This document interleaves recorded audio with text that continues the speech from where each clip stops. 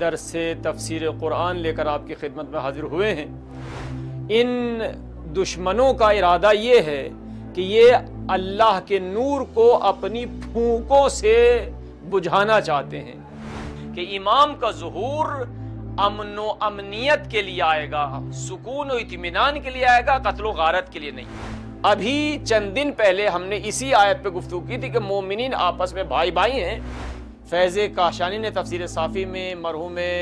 علی ابراہیم قمی نے اپنی تفسیر میں، عیاشی نے اپنی تفسیر میں، ہاشم بحرانی نے تفسیر برہان میں، ہر فن کے لوگ موجود ہیں۔ آپ کسی کے سامنے نہیں بولو گے، یعنی مومنین کبھی ڈاکٹر کو مشورہ نہیں دیتا کہ جناب ڈاکٹر نے یہ دوائی نہیں لکھی، یہ لکھی ہے، میری نظر میں تو یہ دوائی تھی، نہیں، ڈاکٹر خود تشخیص دیتا ہے